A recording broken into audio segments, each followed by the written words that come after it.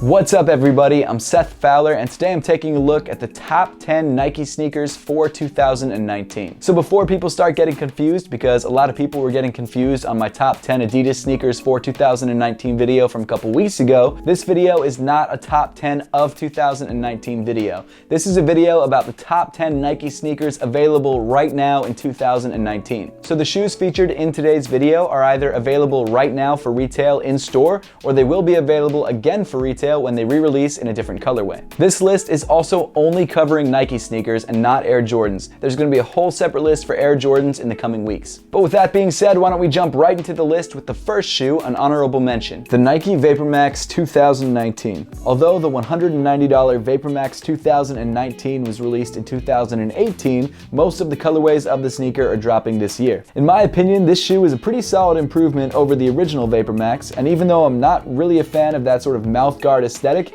it's still a pretty comfortable sneaker overall. The VaporMax 19 opts to switch the Flyknit from the original VaporMax to more of a plasticky mesh like something found on the Nike React Element 87. This new upper construction is surprisingly comfortable and in my opinion more supportive than the original Flyknit. Now I've heard from a few people that they actually prefer the look of the Flyknit upper to this new sort of plastic mesh upper, but I actually think it's a pretty cool new improvement and it allows them to try a lot of different things in the way of colorway. The VaporMax 19 is definitely an expensive sneaker, but if you like the way it looks and you're a fan of the VaporMax, it's a good way to go. Number 10, the Nike Kobe 4 Proto. The Kobe Proto line is a very cool line of sneakers. Rather than actually retroing his original sneakers, Kobe asked Nike to actually create a new version of each shoe that looks exactly the same but performs like a modern basketball sneaker. The Kobe 4 Proto isn't actually the first Proto model to release. Last year we actually had a version of the Kobe 1 release as a Proto, and it was an unbelievably popular silhouette. I love what Kobe and Nike are doing with this basketball line, and I think this Proto series is such a cool take on a retro sneaker. And if you love the Kobe 4 but don't really want the draft day colorway, don't worry, there's a bunch more colorways dropping later this year. Number 9, the Nike Epic React 2. The $150 Epic React 2 is the follow-up to last year's wildly successful Nike Epic React. While the Epic React 2 doesn't really feature too many noticeable performance improvements over the original Epic React, it's still a pretty decent update on the silhouette. The Epic React 2 now features a TPU heel clip which adds a little bit more stability around your heel. There's also a shiny new Nike swoosh on the midfoot of the sneaker, so if you're into that, it's there. And overall, if you're looking to buy a brand new Epic React sneaker, the Epic React 2 is a great way to go. However, I would definitely check out the sales racks for some of last year's Epic Reacts because, in my opinion, they're just as good. Number 8, the Nike Air Force 1 Low. The AF1 Low is a staple when it comes to Nike sneakers,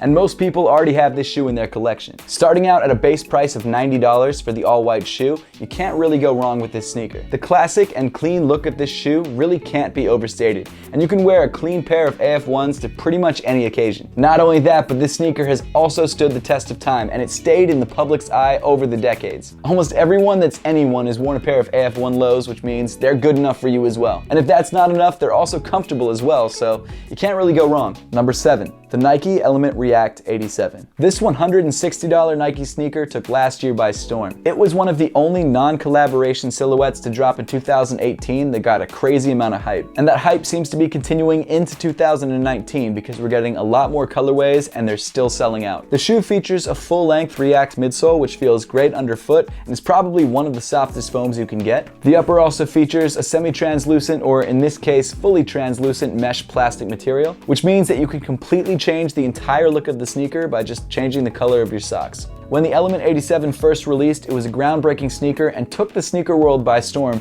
and I think it's going to continue to do so in 2019. Number 6, the Nike Kyrie 5. The $130 Kyrie 5 is one of the most popular basketball sneakers available on the market today. The relatively budget price point and the fact that it's also an excellent basketball performer makes this sneaker hard to pass up when you're looking for a great basketball shoe. Not only that, but the Kyrie 5 also comes in a ton of different colorways. Whether you're looking for a black sneaker or a super limited collab that just comes in crazy colors, the Kyrie 5 has you covered. A solid looking, incredible basketball performer that comes in pretty much any colorway you could ever want. Number 5, the Nike SB Dunk Low. The SB Dunk Lows are a $100 skate sneaker with an incredible history. In the mid-2000s, when I was actually getting into sneakers, Dunks were some of the hottest shoes on the market. And it finally looks like with some of these high-profile collaborations, Dunks are finally coming back into the spotlight. Dunks are one of those shoes that you can have 100 pairs of and you still feel like you wouldn't have enough. There are so many different different colorways and versions and collaborations of this shoe. It just never seems to end. This particular version is the most recent Diamond Nike SB Dunk collaboration, and it's quickly becoming one of the most worn sneakers in my collection. And like I mentioned before, this sneaker was originally designed to be a skateboarding sneaker, so for that reason it's got an incredibly plush and incredibly comfortable upper, and if you're a skater, this is a great way to go. Honestly, just an all-around incredible sneaker. Number 4, the Nike Pegasus 35 Turbo. The Pegasus Turbo is one of my favorite Nike running sneakers of the last couple years, and it's not only a great running sneaker, but it's also an incredibly comfortable lifestyle sneaker. The main selling point behind this $180 sneaker is this dual foam midsole setup. The midsole features Zoom X on the top and Nike React on the bottom, which makes up for an incredibly comfortable ride. The Zoom X is incredibly soft and plush, and it's probably one of the softest foams you can find in any sneaker. The Zoom X then sits on top of a Nike React layer, which is still very soft, but because it's a little bit harder of a foam, it gives you a lot more stability in the midsole, which is great especially when you're running. Even though the upper is made up of this plasticky mesh, which is not my favorite material in the world, it's still very comfortable, and because it's made up of plastic, it's a lot more durable than some other knit sneakers. The fit and the lockdown on this sneaker are also incredible, and I'd be hard pressed to find a shoe that's as comfortable or more comfortable than the Nike Pegasus Turbo. Aesthetically, it's definitely got a racing inspired look, so if you're not a fan of that, maybe don't go with this one, but if you don't mind the way it looks, or if you're like me and actually like the way it looks, this is a great sneaker to go with. Number 3, the Nike Air Fear of God 1s. The $350 Air Fear of God 1s are one of the newest additions to the Nike family. And at a retail price of $350, it's obvious that this sneaker is aimed at the designer market. This Nike shoe was designed in collaboration with Jerry Lorenzo, who created the brand Fear of God, hence the name Air Fear of God 1. And although this sneaker is by far the most limited and the most hyped sneaker on this list, I know there are more colorways coming this year, so I felt like it deserved to be on the list. One of the coolest things about this collaboration is that unlike a lot of the collaborations that Nike do, Jerry Lorenzo was actually given free reign to completely design his own sneaker. And in my opinion, I think this shoe came out incredibly well. It's a great looking sneaker. To be fair though, I'm having trouble wearing this shoe because I don't really have anything that goes with this, but I'm gonna keep it in my collection until I can find out how to rock it. And that's really a first world problem, but well, yeah, that's just, it is. The overall construction and attention to detail on this shoe is pretty incredible, and in particular, I also love the material that they used on the light bone colorway. I think this low pile suede or really soft leather feels great. And the craziest part is that this sneaker was actually designed to be used on court, so you can actually play ball in this shoe. I'm not going to, but you could if you wanted to. Overall, an awesome collaboration and a great looking shoe. Number 2, the Nike Air Max 720. The $180 Air Max 720 features the tallest air unit that Nike has ever put in any one of their sneakers. The 720 is also only the second lifestyle-only Air Max that Nike has ever created, the first being the Air Max 270. The shoe features a huge 720 Air Max unit that wraps almost all the way around the outside of the outsole. As you would probably expect from looking at the shoe and seeing the size of that air unit, the sneaker is incredibly comfortable underfoot. It did take me a little bit of time to get used to wearing the sneaker because of how large that air unit is and how far it protrudes off of the heel of the sneaker, but once you actually start to wear the sneaker in, it's a great feeling shoe. The upper is primarily made up of a thick, soft mesh that has these sort of organic shape stamped into the side, and a big plus, at least for some people, is that this sneaker is slated to come out in a ton of different colorways. Number 1, the Nike Adapt BB. This $350 basketball shoe is one of its kind because it's the only basketball sneaker on the market